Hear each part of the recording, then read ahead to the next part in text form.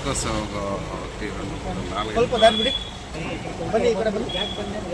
ಸಂಘಕ್ಕೆ, ಜೈ ಮಡಿವಾಳ ಮಾಚಿದೇವರಿಗೆ,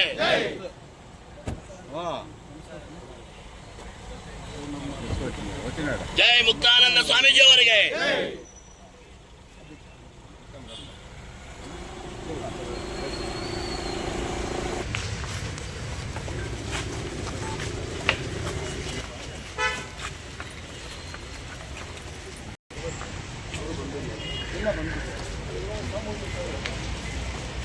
ಮಡಿವಾಳ ಸಂಘದ ವತಿಯಿಂದ ಕರ್ನಾಟಕ ರಾಜ್ಯ ಮಡಿವಾಳರ ಅಭಿವೃದ್ಧಿ ನಿಗಮದ ಅಧ್ಯಕ್ಷರಾಗಿರತಕ್ಕಂತಹ ಸಿ ನಂಜಪ್ಪನವರಿಗೆ ಒಂದು ಅಭಿನಂದನಾ ಸಮಾರಂಭವನ್ನು ಈ ಜಿಲ್ಲೆಯವರು ಹಮ್ಮಿಕೊಂಡಿದ್ದಾರೆ. ಪ್ರಸ್ತುತವಾಗಿ ಇದೊಂದು ಬಹಳ ಅರ್ಥಪೂರ್ಣವಾಗಿರತಕ್ಕಂತ ಕಾರ್ಯಕ್ರಮ.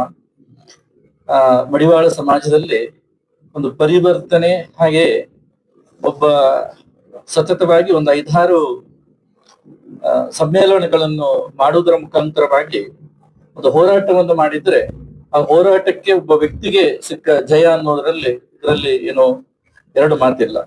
ಆದ್ರಿಂದ ಈ ಜಿಲ್ಲೆಯಲ್ಲಿ ಪ್ರಸ್ತುತವಾಗಿ ಒಂದು ಅರ್ಥಪೂರ್ಣವಾಗಿರತಕ್ಕಂತ ಕಾರ್ಯಕ್ರಮವನ್ನು ಇಲ್ಲಿ ಆಯೋಜಕರು ಮಾಡಿದ್ದಾರೆ. ಮುಂದಿನ ದಿವಸಗಳಲ್ಲಿ ನಂಜಪ್ಪನವರು ಪ್ರಸ್ತುತವಾಗಿ ಇಲ್ಲಿಯ ತನಕವೂ ಕೂಡ ಮಡಿವಾಳ ಸಮಾಜದ ಬಗ್ಗೆ, ರಾಜ್ಯದ ಮಡಿವಾಳ ಸಮಾಜ ಸ್ಥಿತಿಗತಿಗಳು, ಎದುರಿಸುವಂತಹ ಕೆಲವಾರು ಸಮಸ್ಯೆಗಳು, ಇದರ ಬಗ್ಗೆ ಎಲ್ಲ ಸರ್ಕಾರ ಸಹಿತವಾಗಿ ಜನಪ್ರತಿನಿಧಿಗಳ ಗಮನಕ್ಕೆ ತರುವಂತ ಒಂದು ವಿಶೇಷವಾಗಿರತಕ್ಕಂತ ಒಂದು ಪ್ರಯತ್ನವನ್ನು ಮಾಡಿದ್ದಾರೆ. ಆದ್ರಿಂದ ಅವರಿಗೆ ಇವತ್ತು ಅವರ ಪ್ರಯತ್ನ ಮತ್ತೆ ಸಾಧನೆಯಿಂದ ಆನಂತರ ಒಬ್ಬನ ಅದೃಷ್ಟ ಅಂತ ಹೇಳುತ್ತೇವೆ. ಇದರಿಂದ ಅವರಿಗೆ ಒಂದು ನಿಗಮದ ಅಧ್ಯಕ್ಷರಾಗಿ ಆಯ್ಕೆ ಆಗಿದ್ದಾರೆ ಪ್ರಸ್ತುತವಾಗಿ. ಆದ್ರಿಂದ ಕೋಲಾರದ ಮಡಿವಾಳ ಸಮಾಜದ ಎಲ್ಲ ಬಂಧುಗಳು ಪ್ರೀತಿ ಮತ್ತೆ ಅಭಿಮಾನ ಪೂರ್ವಕವಾಗಿ ಅವರನ್ನು ಕರೆಸಿ ಪ್ರಸ್ತುತವಾಗಿ ನಮ್ಮ ಉಪಸ್ಥಿತಿಯಲ್ಲಿ ಬಹಳ ವಿಜೃಂಭಣೆಯಿಂದ ಅವರಿಗೆ ಒಂದು ಅಭಿನಂದನಾ ಕಾರ್ಯಕ್ರಮವನ್ನು ಇವತ್ತು ಸಲ್ಲಿಸುವಂತದ್ದು. ಅವರಿಗೂ ಕೂಡ ನಾನು ಪ್ರೀತಿಪೂರ್ವಕವಾಗಿ ಅಭಿನಂದನೆಯನ್ನು ಸಲ್ಲಿಸ್ತಾ ಇದ್ದೇನೆ. ಜೊತೆಯಲ್ಲಿ ಮಾಧ್ಯಮ ಮಿತ್ರರೆಲ್ಲ ನಮ್ಮ ಜೊತೆಯಲ್ಲಿದ್ದಾರೆ ಪ್ರಸ್ತುತವಾಗಿ. ಅದರಿಂದ ಮಾಧ್ಯಮಗಳು ಕೂಡ ಇವತ್ತು ಒಳ್ಳೆಯ ಕಾರ್ಯಕ್ರಮದಲ್ಲಿ ಬಂದು ಈ ವಿಚಾರವನ್ನು ಎಲ್ಲರಿಗೂ ಕೂಡ ಒಂದು ಜನವಾಹಿನಿ ಅಂತ ಹೇಳಿದ್ರೆ ಮಧ್ಯವರ್ತಿಗಳಾಗಿದ್ದುಕೊಂಡು ಹೇಳಿದಂತ ಮಾತುಗಳು ಇರ್ಬೋದು, ವಿಚಾರಗಳಿರ್ಬೋದು, ಇದನ್ನು ಜನತೆಗೆ ಮುಟ್ಟಿಸುವಂತಹ ವ್ಯವಸ್ಥೆಯನ್ನು ಇವತ್ತು ಮಾಧ್ಯಮ ಮಿತ್ರರು ಮಾಡ್ತಾ ಇದ್ದಾರೆ. ಅದರಿಂದ ಮಾಧ್ಯಮ ಮಿತ್ರರು ಕೂಡ ಇಲ್ಲಿ ಒಂದು ಉಪಸ್ಥಿತಿ ಇದ್ದು ಒಂದು ಬೈಠಕನ್ನು ತಗೊಂಡು ಅದನ್ನು ಎಲ್ಲರಿಗೂ ಬಿತ್ತರಿಸುವಂತಹ ವ್ಯವಸ್ಥೆಯನ್ನು ಮಾಡುವಂತ ಪ್ರಯತ್ನ ಮಾಡಿದಕ್ಕೂ ಕೂಡ ಮಾಧ್ಯಮ ಮಿತ್ರರಿಗೂ ಕೂಡ ವಿಶೇಷವಾಗಿ ಒಂದು ಅಭಿನಂದನೆಯನ್ನು ಸಲ್ಲಿಸಲಿಕ್ಕೆ ನಾನು ಇಚ್ಛೆ ಪಡ್ತಾ ಇದ್ದೇನೆ. ಜೊತೆಯಲ್ಲಿ ಮಡಿವಾಳ ಸಮಾಜ ಉತ್ತರೋತ್ತರವಾಗಿ ಶ್ರೇಯಸ್ಸಾಗ್ಲಿ, ಅಭಿವೃದ್ಧಿ ಆಗ್ಲಿ, ಶಿಕ್ಷಣವಂತ ಸಮಾಜವಾಗ್ಲಿ, ಉಳಿದ ಸಮಾಜಗಳ ರೀತಿಯಲ್ಲಿ ಒಂದು ಅತ್ಯುನ್ನತ ಶ್ರೇಣಿಗೆ ಎಲ್ಲ ವ್ಯವಸ್ಥೆಯಲ್ಲೂ ಎತ್ತರಕ್ಕೆ ಏರಲಿ. ಹಾಗೆ 12ನೇ ಶತಮಾನದ ಕ್ರಾಂತಿ ಪುರುಷ ಮಡಿವಾಳ ಮಾಚಿದೇವರ ಒಂದು ಒಳ್ಳೆಯ ವಚನ ಸಾಹಿತ್ಯ, ವಚನ ರಕ್ಷಕ, ಜೊತೆಯಲ್ಲಿ ಆದರ್ಶ ಪುರುಷ, ಪವಾಡ ಪುರುಷ, ಕ್ರಾಂತಿ ಪುರುಷನ ಒಂದು ವಿಶೇಷ ಅನುಗ್ರಹದಿಂದ ಈ ಮಡಿವಾಳ ಸಮಾಜ ಮತ್ತಷ್ಟು ಎತ್ತರಕ್ಕೆ ಇರಲಿ ಅನ್ನುವಂತ ಆಶಯವನ್ನು ಈ ಸಮಯದಲ್ಲಿ ನಾವು ವ್ಯಕ್ತಪಡಿಸ್ತಾ ಇದ್ದೇವೆ. ಹಿಂದುಳಿದ ಸಮುದಾಯಗಳಲ್ಲಿ ಮಡಿವಾಳ ಸಮುದಾಯ ಬಹಳಷ್ಟು ಶೋಷಿತ ಸಮುದಾಯ ಅಂತ ಹೇಳಿದ್ರೆ ಪ್ರಸ್ತುತವಾಗಿ 12ನೇ ಶತಮಾನದಲ್ಲಿ ನಾವು ಮಡಿವಾಳ ಮಾಚಿದೇವರ ಸಮಯ ಸಂದರ್ಭದಲ್ಲಿ ನೋಡಿದ್ರೆ ಬಸವಣ್ಣ ಯಾವುದಕ್ಕೋಸ್ಕರ ಕ್ರಾಂತಿಯನ್ನು ಆರಂಭ ಮಾಡಿದ ಅಂತ ಹೇಳಿದ್ರೆ ಒಂದು ಶೋಷಣೆ, ಅನಂತರ ಮೌಢ್ಯಗಳು, ಕಂದಾಚಾರಗಳು, ಅನಂತರ ಸ್ಪರ್ಶರು, ಅಸ್ಪೃಶ್ಯರು, ಅನಂತರ ಇತರ ವಿಚಾರಗಳ ಬಗ್ಗೆ 12ನೇ ಶತಮಾನದಲ್ಲಿ ಕ್ರಾಂತಿ ಎದ್ದಿತ್ತು ನಾವು ನೋಡ್ತೇವೆ. ಆ ಕ್ರಾಂತಿಯ ಸಮಯದಲ್ಲಿಯೂ ಕೂಡ ಯಾವ ರೀತಿಯಲ್ಲಿ ಮೇಲು ಕೀಳು ಅನ್ನುವಂತ ಭಾವನೆ ಇತ್ತು. ಅದು 21ನೇ ಶತಮಾನಕ್ಕೂ ಕೂಡ ಅದು ಹಾಗೆ ಅಂಟಿಕೊಂಡಿದೆ. ಅದು ಪ್ರಸ್ತುತವಾಗಿ ಬಹಳ ಅದು ಏನು ತೊಲಗಲಿಲ್ಲ ಅನ್ನುವಂಥದ್ದು ನಮ್ಮ ವಿಚಾರ. ಆದ್ರಿಂದ ಎಲ್ಲ ವಿಚಾರವನ್ನು ತೊಲಗಿಸ್ಲಿಕ್ಕೆ ಅವತ್ತು ಶರಣ ಬಸವಾದಿಗಳು ಎಲ್ಲರೂ ಕೂಡ ಅದನ್ನೇ ಮಾಡಿದ್ರು. ಪ್ರಸ್ತುತವಾಗಿ ಈ ಸಮಾಜದಲ್ಲಿಯೂ ಕೂಡ ಇವತ್ತು ಏನು ಕೀಳರಿಮೆಗಳು, ಇನ್ನೊಂದು ಮತ್ತೊಂದು ಸ್ಪರ್ಶ ಅಸ್ಪರ್ಶ ಅನ್ನುವಂತ ವ್ಯವಸ್ಥೆಗಳು ಇಂದಿಗಿದೆ.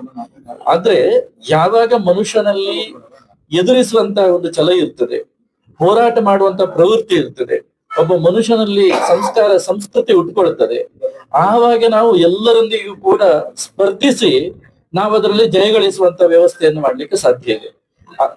ಆದ್ರಿಂದ ಮಡಿವಾಳ ಸಮಾಜ ಕೂಡ ಇವತ್ತು ಒಂದು ಸ್ಪರ್ಧಾತ್ಮಕವಾಗಿರತಕ್ಕಂತ ರೀತಿಯಲ್ಲಿ ಬೆಳೀತಾ ಇದೆ. ಯಾಕಂತ ಕೇಳಿದ್ರೆ ನಂಜಪ್ಪನವರು ಕರ್ನಾಟಕ ರಾಜ್ಯ ಮಡಿವಾಳ ಸಂಘದ ಅಧ್ಯಕ್ಷರಾದ್ಮೇಲೆ 5-6 ಕಡೆ ಸಮ್ಮೇಳನಗಳನ್ನು ಮಾಡಿದ್ರ ಪ್ರತಿಫಲವಾಗಿ ಇವತ್ತು ಇದೊಂದು ಸ್ಪರ್ಧಾತ್ಮಕವಾಗಿರತಕ್ಕಂತ ರೀತಿ. ಆದ್ರಿಂದ ಜನಪ್ರತಿನಿಧಿಗಳು ನಾವು ನೋಡಿದ್ದೇವೆ, ಈಗಿನ ರಾಜ್ಯದ ಮುಖ್ಯಮಂತ್ರಿಗಳು ಕೂಡ ಇದಕ್ಕೆ ಒಂದು ಒಳ್ಳೆ ರೀತಿಯಲ್ಲಿ ಸ್ಪಂದಿಸಿ ಒಂದು ರಾಜ್ಯ ಅಭಿವೃದ್ಧಿ ನಿಗಮದ ಅಧ್ಯಕ್ಷರಾಗಿ ಕೊಡಬೇಕಂದ್ರೆ ಇದು ಹೋರಾಟ ಮತ್ತೆ ಏನಂತ ಹೇಳಿದ್ರೆ ಪರಿಶ್ರಮದ ಫಲ. ನೂತನ ಅಧ್ಯಕ್ಷರಿಗೆ ಸಮುದಾಯ ಅಭಿವೃದ್ಧಿ ಆಗ್ಬೇಕಾದ್ರೆ ಯಾವ ವಿಚಾರದ ಬಗ್ಗೆ ಹೆಚ್ಚು ಪ್ರೇರಣೆ ಕೊಡ್ಬೇಕಂತ ಹೇಳಿ ಅವರಿಗೆ ಪ್ರಸ್ತುತವಾಗಿ ಏನೋ ಒಬ್ಬ ಆದರ್ಶವಾಗಿ ಗುರು ಶಿಷ್ಯ ಸಂಬಂಧ ಅಂತ ಹೇಳ್ಕೊಳ್ತೇವೆ. ಈ ಗುರು ಏನನ್ನು ಭಾವಿಸ್ತಾನಂತ ಹೇಳಿದ್ರೆ ತನಗಿಂತಲೂ ಶಿಷ್ಯ ಎತ್ತರಕ್ಕೆ ಬೆಳೆಯಬೇಕು ಅಂತ ಹೇಳ್ತಾನೆ. ಇನ್ನೊಂದು ಕಡೆಯಿಂದ ಗುರು ಸರಿಯಾದ ಮಾರ್ಗದರ್ಶನವನ್ನು ಕೊಟ್ರೆ ಶಿಷ್ಯರು ಅದನ್ನು ಪಾಲಿಸಿದ್ರೆ ಸಮಾಜ ಅದೊಂದು ಒಳ್ಳೆಯ ಪುನರುತ್ಥಾನದ ಕಡೆಗೆ ಹೋಗ್ತದೆ ಅಂತ. ವಿಜಯನಗರ ಸಾಮ್ರಾಜ್ಯದಲ್ಲಿ ಅಕ್ಕಬುಕ್ಕರು ಸ್ಥಾಪನೆ ಮಾಡ್ಬೇಕಾದ್ರೆ ಅಲ್ಲಿರುವಂತಹ ಗುರುಗಳು ಅವರಿಗೆ ಕೊಟ್ಟಂತ ಒಳ್ಳೆ ರೀತಿಯ ಒಂದು ಮಾರ್ಗದರ್ಶನವನ್ನು ನಾವು ನೋಡ್ತೇವೆ. ನಾವು ಆ ಮಾರ್ಗದರ್ಶನದ ಫಲವಾಗಿ ಏನಂತ ಹೇಳಿದ್ರೆ ಅದು ಅತ್ಯುನ್ನತ ಮಟ್ಟಕ್ಕೆ ಏರಿತ್ತು ಅಂತ. ಅದರಿಂದ ಈ ಸಮಾಜಕ್ಕೆ ಇವರು ಗುರುಗಳ ಮಾರ್ಗದರ್ಶನವನ್ನು ಹೆಚ್ಚಾಗಿ ಪಡ್ಕೊಂಡಿದ್ದಾರೆ. ಅದರಿಂದ ಪ್ರತಿ ಬಾರಿಯೂ ನಾವು ಅವರಿಗೆ ಹೇಳುತ್ತೇವೆ, ನೀವು ಅಧಿಕಾರವನ್ನು ವಹಿಸಿಕೊಂಡಾಗ ನಿಮ್ಮ ವ್ಯಾಪ್ತಿಗೆ ಬರತಕ್ಕಂತಹ ಜವಾಬ್ದಾರಿಗಳು ಅಂತ ಹೇಳಿದ್ರೆ ಅದಕ್ಕೆ ಬರತಕ್ಕಂತಹ ಒಂದಿಷ್ಟೇ ವ್ಯಾಪ್ತಿಗಳು ಒಳಪಡುತ್ತದೆ. ಅದಕ್ಕೆ ಬಂದಂತ ಹಣಕಾಸುಗಳು ಇರ್ಬೋದು, ಅದನ್ನು ಕೊಡುವಂತ ಹಂಚಿಕೆ ಮಾಡುವಂತ ರೀತಿ ಇರಬಹುದು. ಅದಕ್ಕೆ ಒಂದಷ್ಟು ಕಾನೂನಾತ್ಮಕವಾಗಿ ನಿಯಮಗಳು ಇದೆ. ಆ ಆನಿಯಮಗಳ ಅನುಸಾರವಾಗಿ ಇದ್ದವರಿಗೆ ಹಸಿದವನಿಗೆ ಊಟವನ್ನು ಕೊಡಬೇಕೇ ವಿನಃ ಬಿಟ್ರೆ ಊಟ ಮಾಡಿದವನಿಗೆ ಇನ್ನಷ್ಟು ಊಟವನ್ನು ಕೊಟ್ರೆ ಮತ್ತೆ ವಾಂತಿ ಆಗ್ಲಿಕ್ಕೆ ಶುರುವಾಗ್ತದೆ. ಆದ್ರಿಂದ ನಾವು ಅವರಿಗೆ ಹೇಳುವಂಥದ್ದು ಕಟ್ಟ ಕಡೆಯ ಮಡಿವಾಳನಿಗೆ ಈ ನಿಗಮದ ಪ್ರತಿ ಒಂದು ವ್ಯವಸ್ಥೆಗಳು ಸಲ್ಲಬೇಕು, ಅವನನ್ನು ಗುರುತಿಸ್ಬೇಕು. ಅವನಿಗೆ ಏನಂತ ಹೇಳಿದ್ರೆ ಬಂದಾಗ ಆ ಕಟ್ಟೆ ಕಡೆಯ ಮಡಿವಾಳ ಏನಂತ ಹೇಳಿದ್ರೆ ಯಾವುದೋ ಒಂದು ಮನವಿ ಪತ್ರವನ್ನು ಯಾವುದೋ ಒಂದು ವ್ಯವಸ್ಥೆಯನ್ನು ಬಂದು ನಂಜಪ್ಪರನ್ನು ಕಾಣ್ಲಿಕ್ಕೆ ಬರಬೇಕು ಅಂತ ಹೇಳಿದಾಗ ನಂಜಪ್ಪನವರು ಅವರಿಗೆ ಸಿಗಬೇಕು. ಏನಂತ ಹೇಳಿದ್ರೆ ಅವರನ್ನು ಅಲ್ಲಿಂದಲೇ ಹೊರಗೆ ಕಳಿಸುವಂತ ವ್ಯವಸ್ಥೆ ಮಾಡಬಾರ್ದು. ತುಂಬಾ ಅಧಿಕಾರಿಗಳನ್ನು ನಾವು ನೋಡ್ತೇವೆ. ಬಡವರು ಬಂದಾಗ ಏನಂತ ಹೇಳಿದ್ರೆ ಇಲ್ಲ ಅನ್ನುವಂತ ವ್ಯವಸ್ಥೆಗಳು ಬರ್ತದೆ. ಮತ್ತೇನಂತ ಹೇಳಿದ್ರೆ ಆದ್ರಿಂದ ಇಷ್ಟರ ತನಕ ನಾವು ನೋಡಿದ ಪ್ರಕಾರ ತುಂಬಾ ವರ್ಷದ ಒಂದು ಅನ್ಯೋನ್ಯತೆ ಸಂಬಂಧದ ಪ್ರಕಾರ ಏನಂತ ಹೇಳಿದ್ರೆ ಅವರಿಗೆ ನಾವು ಹೇಳಿದ್ದೇವೆ, ನಿಮ್ಮ ಅಧಿಕಾರಾವಧಿಯಲ್ಲಿ ಕಟ್ಟಕಡೆಯ ಮಡಿವಾಳನನ್ನು ಗಮನಿಸಿ, ಅವರಿಗೆ ಬೇಕಾದಂತ ಸವಲತ್ತುಗಳನ್ನು ಒದಗಿಸಿ ಅಂತ. ಇನ್ನೊಂದು ವ್ಯವಸ್ಥೆಯಲ್ಲಿ ನಾವು ನೋಡ್ಬೇಕಾದ್ರೆ ಅಧಿಕಾರಕ್ಕೆ ಹೋಗುವ ತನಕ ವ್ಯಕ್ತಿಗಳು ಒಂದು ರೀತಿ ಇರ್ತಾರೆ, ಅಧಿಕಾರಕ್ಕೆ ಹೋದ ನಂತರ ಅವರು ಬದಲಾಗ್ತಾರೆ ಅಂತ. ಆದ್ರಿಂದ ನಂಜಪ್ಪನವರಿಗೆ ನಾನು ಹೇಳೋದು, ಅಧಿಕಾರ ಇಲ್ಲದಿರುವಾಗ ಇರುವಂತಹ ಒಂದು ವ್ಯವಸ್ಥೆಗಳೇನಿದೆ, ಜನರೊಂದಿಗೆ ಬೆರೆಸುವಂಥದ್ದು, ಮಾತಾಡುವಂಥದ್ದು, ಅಧಿಕಾರ ಸಿಕ್ಕಿದ ಮೇಲೆ ಏನಂತ ಹೇಳಿದ್ರೆ ಅದು ಇನ್ನಷ್ಟು ಸಮಾಜಕ್ಕೆ ಹತ್ರ ಆಗ್ಬೇಕು, ಜನಸಾಮಾನ್ಯರಿಗೆ ಹತ್ರ ಆಗಬೇಕು. ಆವಾಗ ಏನಂತ ಹೇಳಿದ್ರೆ ಅವನು ಬಹಳ ಏನಂತ ಹೇಳಿದ್ರೆ ಆತ್ಮೀಯತೆಯಲ್ಲಿ ಇದ್ದಾಗ ಮಾತ್ರ ಇನ್ನೊಬ್ಬರ ಕಷ್ಟ ಸುಖಗಳನ್ನು ಅರಿತು ಅದಕ್ಕೆ ಬೇಕಾದಂತ ಸವಲತ್ತುಗಳನ್ನು ಕೊಡ್ಲಿಕ್ಕಾಗ್ತದೆ. ಆ ನಂತರ ನಾವು ಹೇಳ್ತೇವೆ, ಒಂದು ಕೆಲಸ ಆಗ್ಬೇಕಾದ್ರೆ ಇವತ್ತು ಲಂಚ ಕೊಟ್ರೆ ಮಾತ್ರ ಕೆಲಸ ಆಗ್ತದೆ ಅಂತ ಹೇಳ್ತೇವೆ ನಾವು. ಆದ್ರಿಂದ ಲಂಚ ಮುಕ್ತ ಭ್ರಷ್ಟಾಚಾರ ಮುಕ್ತ ದೇಶದ ಬಗ್ಗೆ ನಾವೆಲ್ಲ ಏನಂತ ಹೇಳಿದ್ರೆ ಇವತ್ತು ಕನಸನ್ನು ಕಾಣ್ತಾ ಇದ್ದೇವೆ. ಆ ಕನಸು ನನಸಾಗಲಿಕ್ಕೆ ಸಾಧ್ಯತೆ ಇಲ್ಲ. ಆದ್ರಿಂದ ನಂಜಪ್ಪನವರಿಗೆ ನಮ್ಗೊಂದು ಭರವಸೆ ಇದೆ.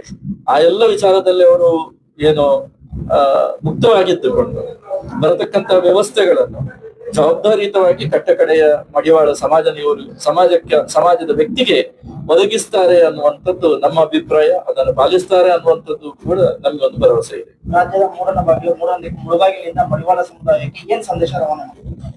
ಪ್ರಸ್ತುತವಾಗಿ ನಾನು ಈ ಭಾಗಕ್ಕೆ ಬರುವುದೇ ಒಂದು ಪ್ರಥಮ ಬಾರಿಗೆ. ಆದ್ರೆ ತುಂಬಾ ಕಡೆಗೆ ನಾವು ಕಾರ್ಯಕ್ರಮಕ್ಕೆ ಹೋಗಿದ್ದೇವೆ ನಾವು. ಆದ್ರಿಂದ ಇಲ್ಲಿ ಏನು ಮಾಡಿದ್ದಾರೆ ಅಂತ ಹೇಳಿದ್ರೆ ಒಂದು ವಿಶೇಷ ರೀತಿಯಲ್ಲಿ ಕಾರ್ಯಕ್ರಮವನ್ನು ಆಯೋಜನೆ ಮಾಡಿದ್ದಾರೆ. ಆದ್ರಿಂದ ಇಲ್ಲಿಯ ಸಮಾಜ ಬಾಂಧವರಿಗೆ ನಾನು ಅದೇ ಹೇಳುವಂಥದ್ದು, ಏನಂತ ಹೇಳಿದ್ರೆ ಕೈಕಟ್ಟಿ ಕುಳಿತರೆ ಅದು ಯಾವ ವ್ಯವಸ್ಥೆಗಳು ನಮ್ಮ ಹತ್ರಕ್ಕೆ ಬರುವುದಿಲ್ಲ.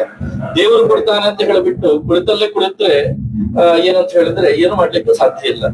ಸಾಧನೆಯನ್ನು ಮಾಡ್ಲಿಕ್ಕೆ ಪ್ರಾರಂಭ ಮಾಡಬೇಕು, ವಿವಿಧ ಆಯಾಮದಲ್ಲಿ ಯೋಜನೆಯನ್ನು ಮಾಡಬೇಕು, ಅತ್ಯುತ್ತಮವಾಗಿರತಕ್ಕಂತಹ ಯೋಜನೆಗಳನ್ನು ರೂಪಿಸಿಕೊಳ್ಬೇಕು. ಈ ವ್ಯವಸ್ಥೆಗಳನ್ನು ಮೈಗೂಡಿಸಿಕೊಂಡಾಗ ಇದನ್ನು ಒಂದು ವ್ಯವಸ್ಥೆ ಅಡಿಯಲ್ಲಿ ತರಬೇಕಾದ್ರೆ ಸಂಘಟನೆಯನ್ನು ಕಟ್ಟಬೇಕು. ಇಲ್ಲಿ ಪ್ರಾರಂಭವಾದಂತಹ ತಮ್ಮ ಪ್ರವಾಸ ರಾಜ್ಯವಾಗಿ ಮುಂದುವರಿತಾ ಅಂತ ಹೇಳಿದ್ರೆ ನಮ್ಮ ವ್ಯವಸ್ಥೆಗಳು, ನಮ್ಮ ಉದ್ದೇಶಗಳು ಏನು ಹೇಗೆ ಅಂತ ಹೇಳಿದ್ರೆ, ಈ ಕಟ್ಟಕಡೆಯ ಸಮಾಜ ಆರಂಭದಲ್ಲಿ ಕೇಳಿದಾಗ ಏನಂತ ಹೇಳಿದ್ರೆ ಇದು ಬಹಳಷ್ಟು ತುಳಿತಕ್ಕೊಳಗಾದ ಸಮಾಜ ಅನ್ನುವಂತ ಮಾತುಗಳಿವೆ. ಆದ್ರಿಂದ ಈ ಅವಕಾಶಗಳು ಸಿಕ್ಕಿದಂತಹ ಸಂದರ್ಭದಲ್ಲಿ ಮಡಿವಾಳ ಸಮಾಜಕ್ಕೆ ಏನು ಅಂತ ಹೇಳಿದ್ರೆ ಇನ್ನಷ್ಟು ಧೈರ್ಯ ತುಂಬುವಂತ ಕೆಲಸ, ಇನ್ನಷ್ಟು ಸಂಸ್ಕಾರ ಕೊಡುವಂತಹ ವ್ಯವಸ್ಥೆ, ಇನ್ನಷ್ಟು ಶಿಕ್ಷಣ, ಆನಂತರ ರಾಜಕೀಯ ಕ್ಷೇತ್ರ ಇರಬಹುದು, ಧಾರ್ಮಿಕ ಕ್ಷೇತ್ರಗಳಿರ್ಬಹುದು, ಮತ್ತೆ ಬೇರೆ ಬೇರೆ ಆಯಾಮದಲ್ಲಿ ನಾವು ಸಾಧನೆಯನ್ನು ಪ್ರಾರಂಭ ಮಾಡಬೇಕು, ಅಧ್ಯಯನಶೀಲರಾಗಬೇಕು. ಇದನ್ನೆಲ್ಲ ಏನಂತ ಹೇಳಿದ್ರೆ ಸಮಾಜಕ್ಕೆ ಒಂದು ಮಾರ್ಗದರ್ಶನ ರೂಪದಲ್ಲಿ ನಾವು ಕೊಟ್ಟಾಗ ಆ ಸಮಾಜ ಏನಂತ ಹೇಳಿದ್ರೆ ಒಂದಷ್ಟು ಬಲಿಷ್ಠಗೊಳ್ಳುತ್ತದೆ. ಮತ್ತೆ ಯಾವತ್ತೂ ಕೂಡ ಈ ಸಂಘಟನೆಯನ್ನು ವಿಘಟನೆ ಮಾಡುವಂತಹ ವ್ಯವಸ್ಥೆಗಳು ಅಲ್ಲಲ್ಲಿ ನಡೆಯುತ್ತವೆ. ಆದ್ರಿಂದ ಸಂಘಟನೆಗಳು ವಿಘಟನೆ ಆಗುವಂತಹ ಸಮಯಗಳು ಬರುವುದು ಯಾವಾಗ ಅಂತ ಕೇಳಿದ್ರೆ ಒಂದು ಅಧಿಕಾರಕ್ಕೋಸ್ಕರ ಬರುತ್ತದೆ, ಒಂದು ವ್ಯಕ್ತಿಯೊಳಗಿರತಕ್ಕಂತಹ ಮನಸ್ತಾಪಕ್ಕೆ ಬರ್ತದೆ, ಆ ನಂತರ ಅವ್ಯವಹಾರಕ್ಕೆ ಸಂಬಂಧಪಟ್ಟಾಗ ಇದು ಒಡೆಯುವಂತಹ ಪ್ರಯತ್ನಗಳು ಬರ್ತದೆ. ಆದ್ರಿಂದ ಇದರ ಜವಾಬ್ದಾರಿಯನ್ನು ಹೊತ್ತವರು ಈ ಮೂರು ವ್ಯವಸ್ಥೆಗಳನ್ನ ಅರ್ಥೈಸಿಕೊಂಡು ಇದರಲ್ಲಿ ಯಾವುದೋ ಲೋಪಗಳನ್ನು ಮಾಡದಿದ್ರೆ ಯಾವತ್ತೂ ಕೂಡ ವಿಭಾಗತೆ ಆಗ್ಲಿಕ್ಕೆ ಸಾಧ್ಯತೆ ಇಲ್ಲ. ಆದ್ರಿಂದ ಸಂಘ ಯಾವತ್ತಿದ್ರೂ ಒಗ್ಗಟ್ಟಾಗಿರಬೇಕು, ಮತ್ತೆ ಆ ಸಂಘದ ಉದ್ದೇಶಗಳು ಸ್ಪಷ್ಟವಾಗಿರಬೇಕು. ಸಂಘ ಸಮಾಜಕ್ಕೆ ಏನಾದ್ರೂ ಕೊಡುವಾಗಿರಬೇಕು, ಸಮಾಜ ಸಂಘಕ್ಕೆ ಏನಾದ್ರೂ ಕೊಡುವಾಗಿರಬೇಕು. ಈ ಎರಡೂ ಸಮಾಜ ಸಂಘ ಎರಡೂ ಒಂದಾದಾಗ ಸಮಾಜದಲ್ಲಿ ಮಹತ್ತರವಾಗಿರತಕ್ಕಂಥ ಏಳಿಗೆಯನ್ನು ಬಯಸಲಿಕ್ಕೆ ಸಾಧ್ಯ ಇದೆ. ಈ ವಿಚಾರಧಾರೆಯನ್ನು ನಾವು ಇಲ್ಲಿನ ಮುಳುಬಾಗಿಲು ಕೋಲಾರ ಜಿಲ್ಲೆಯ ಮಡಿವಾಳ ಜನತೆ, ಮಡಿವಾಳ ಸಂಘಕ್ಕೆ ಒಂದು ಉತ್ತಮ ರೀತಿಯ ಸಂದೇಶವನ್ನು ಈ ರೀತಿಯಲ್ಲಿ ಕೊಡ್ಲಿಕ್ಕೆ ನಾವು ಇಷ್ಟಪಡ್ತಿದ್ದೇವೆ.